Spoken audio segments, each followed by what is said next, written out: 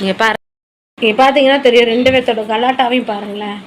இந்த சாயங்காலம் ஆயிடுச்சுனாலே, நைட்டு வந்துட்டு 8:30 மணி 10 மணி ஆயிடுச்சுனாலே இவங்க 2 பேரும் ஆரம்பிச்சிடுவாங்க.